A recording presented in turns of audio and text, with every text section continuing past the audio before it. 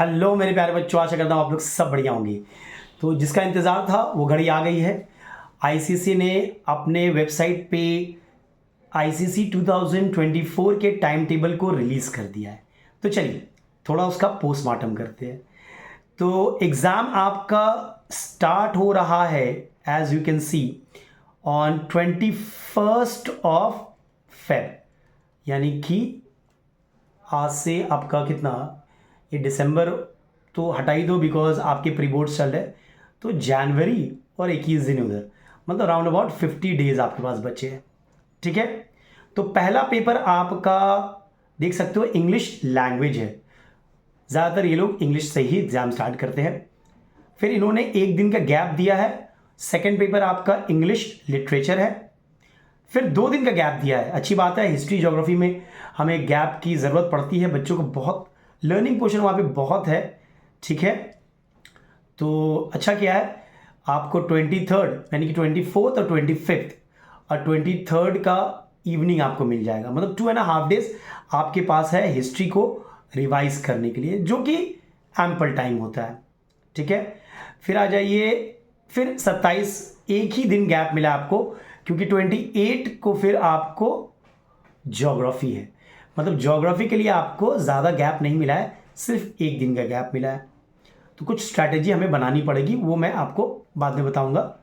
ठीक है, कि ज्योग्राफी आप पहले से कंप्लीट करके रखना, एक दिन के भरोसे मत रहना। देखिए हिस्ट्री में 2.5 डेज ठीक है, लेकिन 1.5 डे थोड़ा कम होता है। एक पूरे सिलेबस को कवर करने के लिए कितने बच्चों के लिए कम पड़ जाता है, कितने बच्चों के लिए सही है। ठीक है। तो जिनको लगता है कि वो 1.5 डे में नहीं कर पाएंगे, तो वो पहले से रिवाइज करके रखे 1-2 बार। उसके बाद जिनका आर्ट पेपर है वो 29 को है, आर्ट पेपर 1। ठीक है। उसके बाद आपका सेकेंड लैंग्वेज है March 1 को। देन फरवरी से आप मार्च में एंटर करते हो, और पहला आपका मार्च में 1 मार्च को सेकेंड लैंग्वेज है। यहाँ पे बच्चों को प्रॉब्लम होता नहीं है, बिकॉज जनरली मैंने देखा है बच्चे प्रिपेयर्ड होते हैं। हाँ, कितने बच्चे ना प्रिपेयर्ड नहीं होते और उनको लगता है कि सेकेंड लैंग्वेज उनको आता है, उनका हो गया है। देखो, पढ़ना पड़ेगा। सेकेंड लैंग्वेज हो, इंग्लिश हो, हिस्ट्री हो, मैथ्स हो, पढ़ना पड़ेगा। सेकेंड लैंग्वेज तुम ये सोचोगे कि मैंने क्लास में अटेंशन दिया था थोड़ा बहुत और मुझे स्टोरी पता है मैं लिख लूँगा, ऐसा नहीं चलेगा। रीड करना पड़ेगा भाई, पैटर्न को समझना पड़ेगा। ठीक है। अच्छा, उसके बाद 2 दिन का गैप दिया है, चलो अच्छी बात है। फिर आपका फिजिक्स पेपर है, साइंस के बच्चों के लिए बहुत ही इंपॉर्टेंट है, यानी कि you get again 2.5 days for physics paper. That's quite a decent amount of holiday before a main paper. ठीक है। और इकोनॉमिक्स जिनका है उनके तो वारे न्यारे हैं। अगर फिजिक्स नहीं आपका इकोनॉमिक्स है तो आप 1 तारीख से डायरेक्टली 6 तारीख को दोगे, मतलब 5 दिन का गैप है। ओके। उसके बाद 7 तारीख को आप देख सकते हो आर्ट पेपर 2 है। फिर 11 को, चलो अच्छी बात है, जिनका साइंस स्टूडेंट है 4 को आपका फिजिक्स है। फिर आपका 11 को है, मतलब 5, 6, 7, 8, 9, 10, 6 दिन बहुत है। और मैं रहूंगा आपको गाइड करने के लिए, 6 दिन का स्ट्रैटेजी बनाएंगे हम लोग। ठीक है, तो घबराने वाली बात नहीं है। चलिए, तो केमिस्ट्री में तो बहुत टाइम मिला है यार। उसके बाद एक दिन का ब्रेक, 13 तारीख को ग्रुप 3 इलेक्टिव है, तो ठीक है, एक दिन का गैप दिया है। उसके बाद 15 को, यस, यहाँ पे मुझे लगता है 13 to 15 एक ही दिन का गैप दिया है। अगर 2 दिन का गैप देते तो अच्छा होता। मैथमेटिक्स है आपका मार्च 15 को, थोड़ा गड़बड़ हो गया भाई, एक दिन का गैप और देना चाहिए था तो मज़ा आता। चलिए कोई बात नहीं, उसी में अपन कर लेंगे। I am there to guide you. Mathematics there is no issue, you in a right place. Maths के अब्बा हम।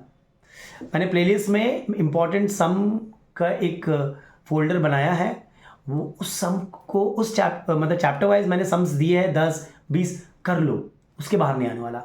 मतलब वो अगर क्लियर है तो आपको 90+ लाने में कोई रोक नहीं सकता है, ये लिख लो कहीं पर। चलिए, उसके बाद 16 को आर्ट पेपर 3 है। ठीक है। फिर 15 जिनका साइंस है, 16, 17 2.5 days again, and then you have biology. ठीक है, बढ़िया है।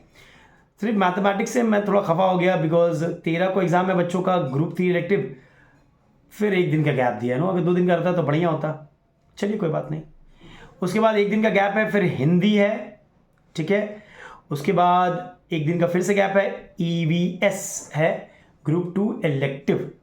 कितने बच्चे मैथमेटिक्स नहीं लेते हैं वो EVS ले लेते हैं, उनके लिए। फिर 27 को कमर्शियल स्टडीज़, मतलब जो कॉमर्स वाले बच्चे हैं, कमर्शियल स्टडीज़ बहुत टाइम मिला आपको तो, और लास्ट एग्ज़ाम है 28 को, that is art paper 4। Science का एग्ज़ाम मतलब 18 मार्च को ही ख़त्म हो जाएगा, और कॉमर्स वाले का 27, और जिनका आर्ट पेपर है 28 को। वैसे तो दिस इज़ गुड, ऐसी बात नहीं है। I like the placing of the subjects, अच्छा है, बढ़िया है।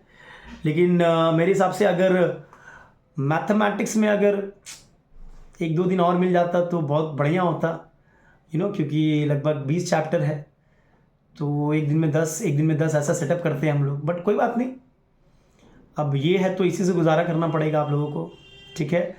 और फास्टन योर सीट बेल्ट।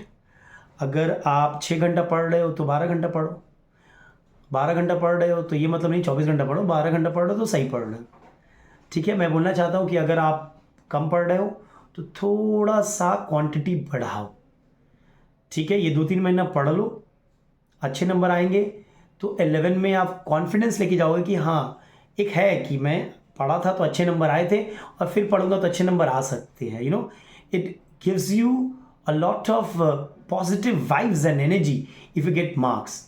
जो लोग कहते हैं ना कि मार्क्स अच्छे आए या बुरे आए डजेंट मैटर, मैटर करता है यार, मैटर करता है। अगर आपके मार्क्स अच्छे आते हैं तो आप बहुत हाई इन कॉन्फिडेंस होते हो, और आप मोटिवेटेड होते हो, आप वो रेप्लिकेट करना चाहते हो, और उस चक्कर में आप पढ़ाई करते हो, और अगर ख़राब नंबर आते हैं तो डीमोटिवेट आते हो। कितने बच्चे पढ़ाई को फिर सीरियसली नहीं लेते हैं। नंबर्स अगर अच्छे आते हैं तो अच्छी बात है, जो कहते हैं कि नंबर अच्छे आए बहुत लोगों के लेकिन वो कोई फ़र्क नहीं पड़ता है, ये गलत बात है यार। पढ़ाई करो, अच्छे नंबर लाओ, because that will help you, और अच्छे नंबर से भैया रिस्पेक्ट भी मिलता है, शर्मा जी का बेटा, तो एवरीबडी स्टार्ट प्रिपेयरिंग। अभी बोर्ड्स चलता होगा, प्री बोर्ड्स चलता होगा मुझे लग रहा है, ठीक है। तो उसका एक शेड्यूल बनाओ, पढ़ाई करो, और कोई भी टॉपिक छोड़ना नहीं है, ठीक है। जिनको एम है कि वो नेशनल टॉपर बने या स्टेट टॉपर बने या स्कूल टॉपर बने, तो कुछ चीज़ छोड़िएगा मत, ठीक है। कोई डाउट है तो टीचर्स से डाउट क्लियर कर लो अपने, teachers will definitely help you out. चलो, इस वीडियो में यहीं तक रखते हैं, नेक्स्ट वीडियो में आपको मैं गाइड करता रहूँगा। Everybody take care and stay safe.